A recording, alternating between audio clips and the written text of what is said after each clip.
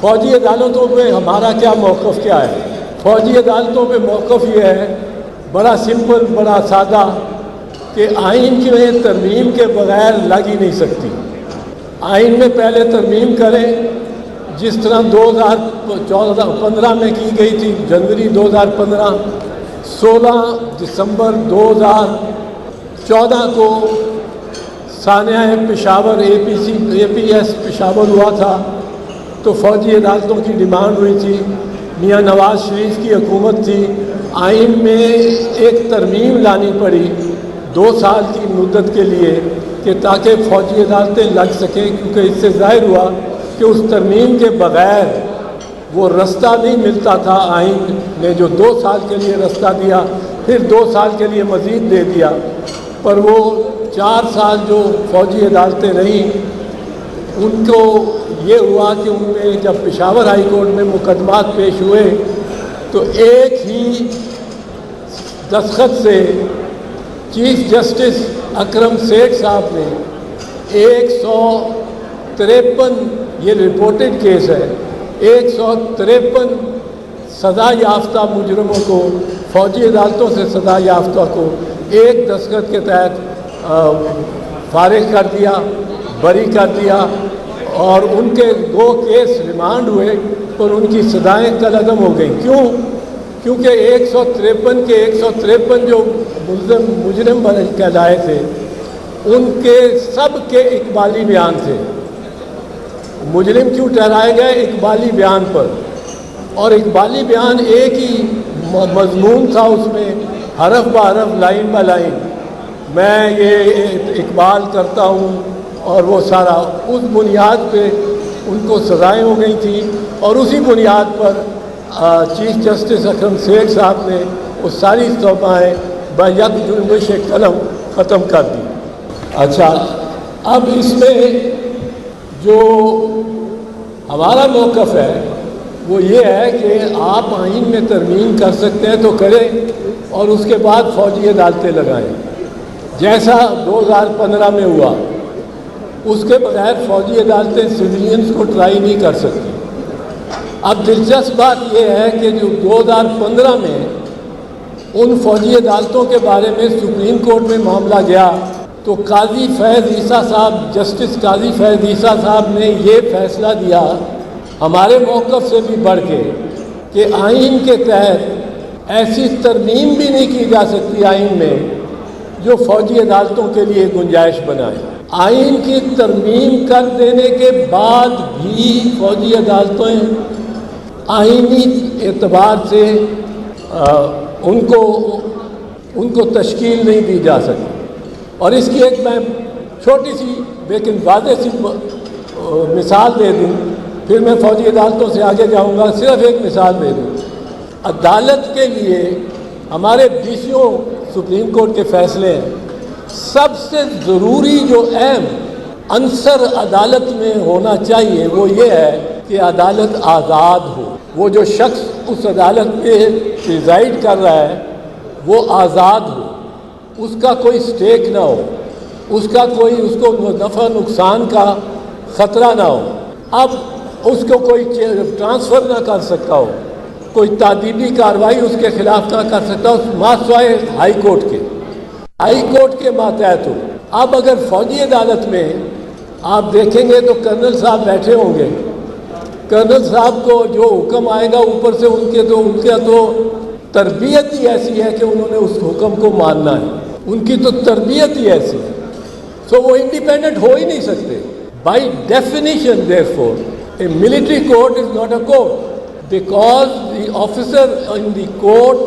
is presiding in the court is under the discipline not of the High Court. He may be transferred tomorrow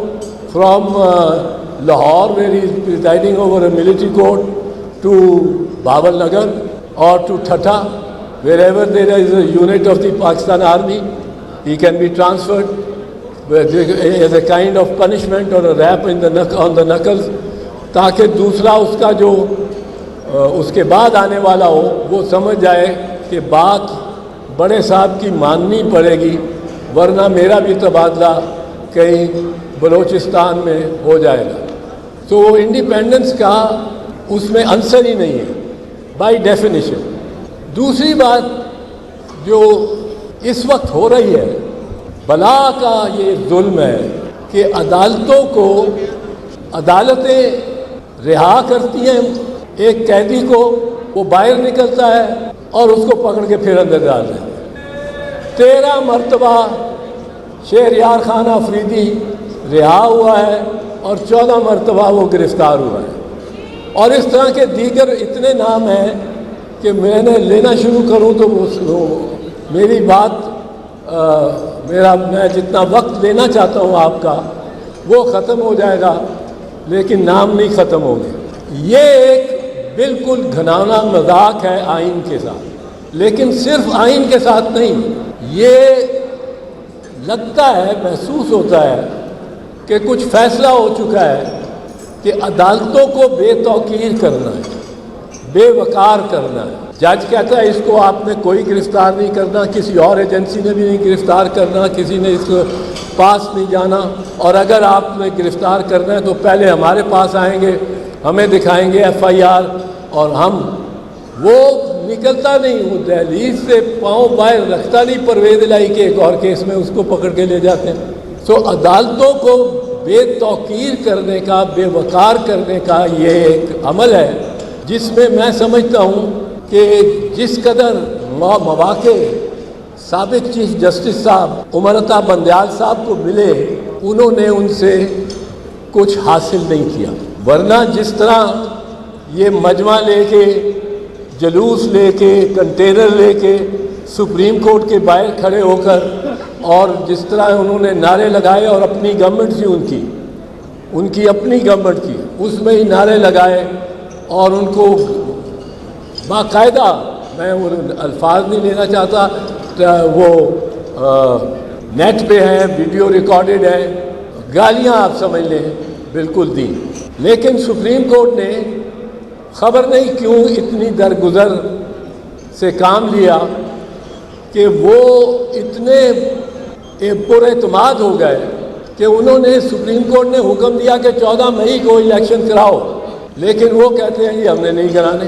14 مئی کو نہیں۔ 14 مئی کیا ہے؟ ایک یہ line چل گئی کہ جب ہم اس عدالت کو ہی نہیں مانتے تو اس کے فیصلے کو کیسے مانیں؟ اب اس طرح تو کام نہیں چلتے،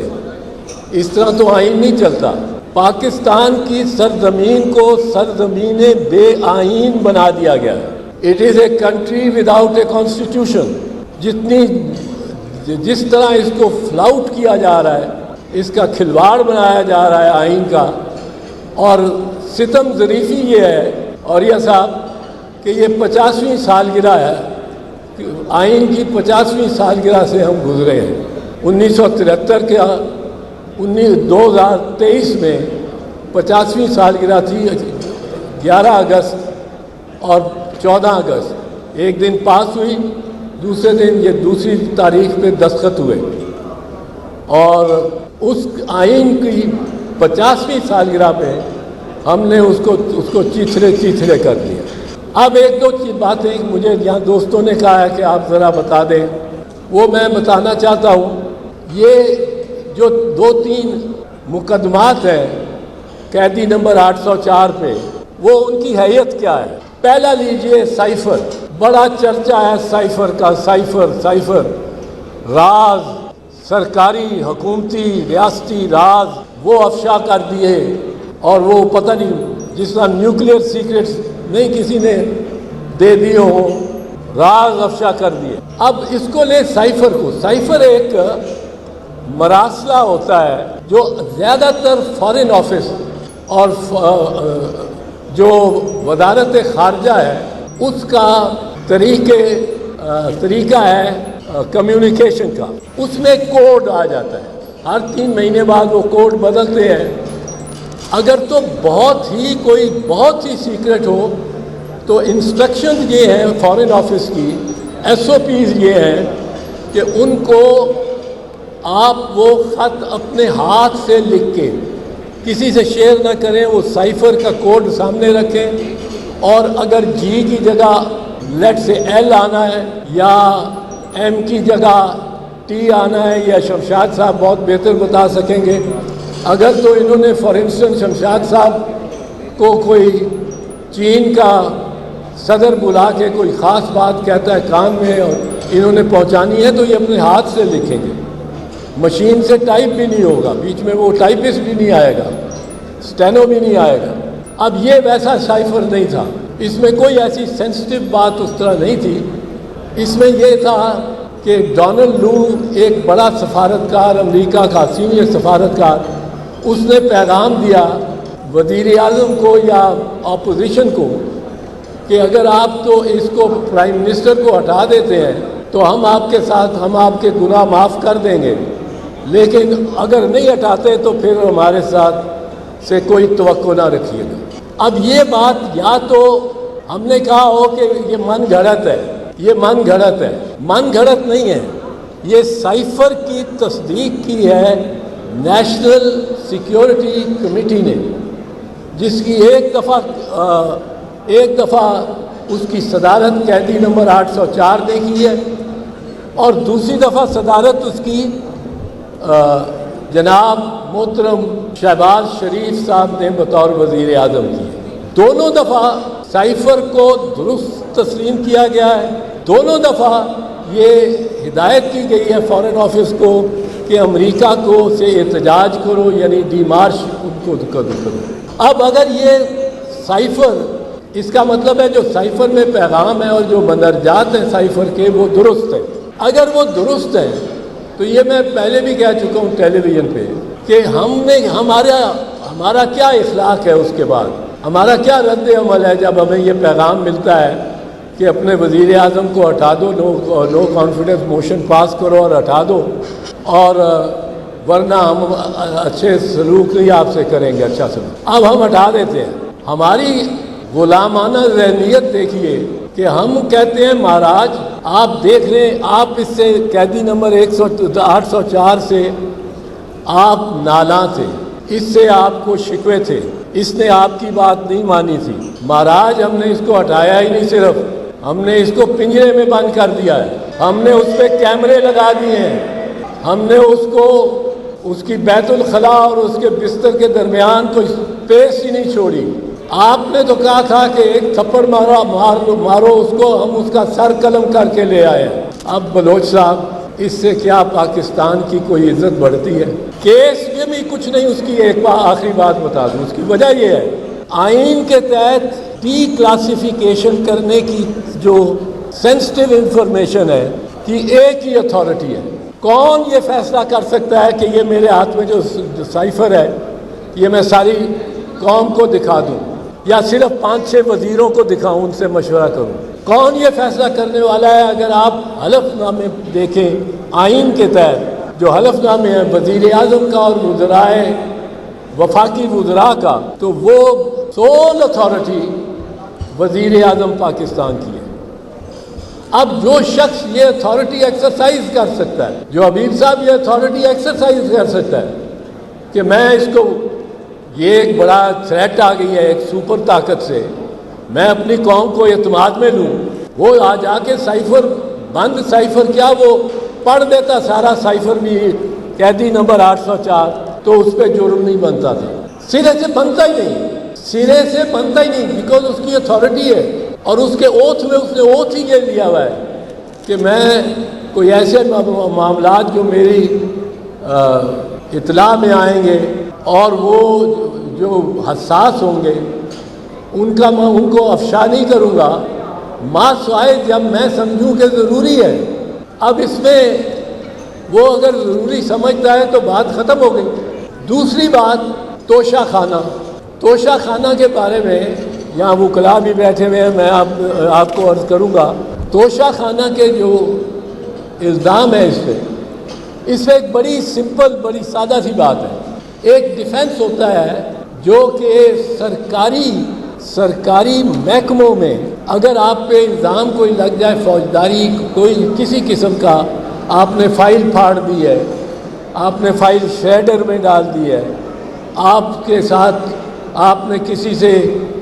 رشوت لے لی ہے، تو ایک ڈیفنس ہوتا ہے۔ رشوت میں تو نہیں لگے گا یہ ڈیفنس، میں پہلے کہہ دوں، پر ایک آپ نے یہ غلط فیصلہ کیا ہے، آپ نے چونکہ غلط بنیاد رکھی ہے فیصلے کی، اس لیے جو عمارت جتنی بھی تا ثریا بھی لے جائیں تو وہ کج ہوگی، وہ ٹیڑھی ہوگی۔ تو آپ سیکشن افسر صاحب یا آپ ڈپٹی سیکرٹری صاحب یا آپ سیکرٹری صاحب، آپ سے یہ شروع ہوئی ہے یہ ٹیڑھی عمارت، اور سارا پیسہ لگ گیا ریاست کا اور آپ نے ٹیڑھی بنائی۔ اس کا ایک ڈیفینس ہوتا ہے، وہ ہوتا ہے ڈپارٹمنٹل پریکٹس۔ اگر میں ثابت کر سکوں کہ میرے پہ الزام جو لگ رہا ہے یہ تو ڈپارٹمنٹل پریکٹس ہے، ڈپارٹمنٹ جو ہے اب محترمہ شہید بے نظیر بھٹو پہ 1990 میں جب ہماری حکومت فارغ ہوئی تو ان پہ سات ریفرنسز فائل کی گئی فوجداری۔ ان میں ایک تھی کہ سیکریٹ فنڈ، خفیہ فنڈ جو ہے ریاست کا، اس کو وہ استعمال کرتی رہی ایسے مقاصد کے لیے جو مقاصد خفیہ فنڈ کے لیے نہیں تھے۔ اب خفیہ فنڈ کے اس وقت کوئی رولز نہیں تھے، بعد میں بنائے ہیں، پر اس وقت کوئی رولز نہیں تھے۔ یہ میں بات کر رہا ہوں 1990 سے لے کے 1993 تک ٹرائل چلتا رہا، میں وکیل تھا، میں نے ڈپارٹمنٹل پریکٹس کا ڈیفینس لیا، وہ جسٹس راشد عزیز خان نے مان لیا یہ لے سکتے ہیں۔ ریکارڈ سیکریٹ فنڈز کا ریکارڈ کہ کس کس کو پیسے گئے ہوئے ہیں اور کس کس کے حکم پہ گئے ہیں اور کیا کیا اس پہ ڈاکومنٹیشن دستاویزی کارروائی کیا ہوئی ہے، اس کے بہت سی مثالیں نکلی۔ اور وہ بوریوں میں کاغذ لے کے آتے تھے اور میں اور میرے معاون وکیل ہم اس وقت ماسک پہن کے ان فائلوں کو دیکھتے تھے، کیونکہ وہ ایسی پھپھوندی سی ان میں سے نکلتی تھی کہ وہ زکام لگ جاتا تھا۔ اب اس میں ہم نے سینکڑوں کیا ہزاروں دیکھے انٹری۔ ضیاء الحق گولف کھیل رہے ہیں کوئٹہ میں، اور کوئٹہ میں کیڈی کی فی ہوتی ہے 50 روپے یا 100 روپیہ، بڑی کوئی عنایت کرے تو 100 روپیہ دے دیا کیڈی نے، جس نے بستہ اٹھا کے ساتھ ساتھ آپ کے چلتا ہے۔ ضیاء الحق کے حکم میں کوئی ضیاء الحق کے دستخط نہیں، کوئی کچھ نہیں، 50,000 دے دیا گیا کیڈی کو۔ اتنے خوش ہوئے ضیاء صاحب اپنی گیم پہ۔ پیر پگاڑا صاحب کے ٹکٹ، لندن سے آنے جانے کے، ہوٹلوں میں رہائش، یہ سب اور بہت سے اور۔ تو ہم نے کہا یہ ڈپارٹمنٹل پریکٹس ہے۔ اب اگر آپ ڈپارٹمنٹل پریکٹس توشہ خانہ میں دیکھیں گے تو شوکت عزیز کا عہد بھی دیکھنا پڑے گا، ظفر اللہ جمالی کا عہد بھی دیکھنا پڑے گا، الغرض کے اور بھی بہت سارے عہد دیکھنے پڑیں گے، آپ سمجھ ہی گئے۔ تو ان میں کیا کس طرح کیا قیدی نمبر 804 نے کوئی ڈپارٹمنٹل پریکٹس سے کوئی انحراف کیا ہے کہ یہ ڈپارٹمنٹل پریکٹس ہی ہوئی ہے کہ آپ توشہ خانہ سے گزرتے ہوئے آپ نے کہا کہ یہ گھڑی لے لو، ملٹری سیکرٹری کو کہا ہے، اور یہ قلم لے لو، اور انہوں نے ساری کارروائی پھر ملٹری سیکرٹری نے کی ہے۔ اور میرے علم میں ہے کہ قیدی نمبر 804 نے اپنے سابق ملٹری سیکرٹری کو عدالتی گواہ بلانے کی درخواست دے رکھی ہے، کورٹ وٹنس، کیونکہ خود تو نہیں بلا سکتے، اب وہ میجر جنرل ہو گئے تب بریگیڈیئر سے، تاکہ وہ بتائیں کہ کس انداز سے یہ چیزیں لی جاتی تھیں اور بیچنے پہ۔ تو محترمہ مریم نواز، انہوں نے BMW کار لی بھی اور بیچ بھی دی۔ تیسرا مختصراً کیس ہے 192 ملین پاؤنڈ، مختصراً عرض کروں 192 million pound as a suspicious transaction. UK financial crimes committee نے اس کو دیکھا، وہ ملک ریاض کے نام سے تھا، لیکن اس میں حسین نواز کے بھی کوئی 43 ملین پاؤنڈ جو ایک پراپرٹی تھی ہائیڈ پارک 1 سے متعلق تھا۔ اس کے بعد وہ کلیئر کر دیا کرائم ایجنسی نے، جس پہ آپ کو یاد ہوگا کہ شہباز شریف صاحب نے بڑا الحمدللہ کہا، بڑا چرچا کیا کہ ہم بری ہو گئے، وہ پیسہ اس کے پاس ہی جانا تھا جس کے نام پہ تھا جب سسپیشس ٹرانزیکشن ڈکلیئر کیا گیا، اور وہ ملک ریاض تھا، اس کے اپنے اکاؤنٹ میں سپریم کورٹ کے پاس جو ایک ایسکرو اکاؤنٹ میں وہ چلا گیا۔ اب اس کے بعد اور لمبی کہانی کوئی نہیں ہے۔ تو میں یہ عرض کرنا چاہ رہا ہوں آخر میں کہ یہ جو میں نے باتیں کی ہیں، میں یہ صرف چاہتا ہوں کہ آپ بھی اور دوسرے لوگ بھی یہ ان جو الزامات ہیں ان کو دیکھیں اور یہ آپ سرکولیٹ کریں۔ رہی بات وکلاء اور عدالتوں کی، وکلاء اپنا لوہا پہلے بھی منوا چکے ہیں اور انشاءاللہ آئندہ بھی منوائیں گے، کیونکہ وکلاء ہمہ وقت آئین کے ساتھ اور قانون کے ساتھ اور ان سب سیاسی کارکنوں کے ساتھ وہ کسی بھی جماعت سے تعلق رکھتے ہوں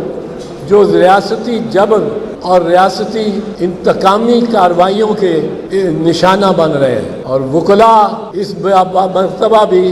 اگر سابق چیف جسٹس عمر عطا بندیال صاحب نے ایک فیصلہ کر ہی دیا ہوتا، میں نے ان کو بعد میں کہا ایک فیصلہ آپ کرتے تو 10ویں پیڑھی جو آپ کی 10ویں پیڑھی جو ہوتی، اس نے آپ کو یہ موقع تقدیر نے موقع دیا تھا کہ آپ کی 10ویں پیڑھی کہتی اسی بندیالی ਹੁੰਨੇ ਆ ਤੇ ਸਾਡਾ ਵਡਕਾ ਉਮਰ ਸੀ।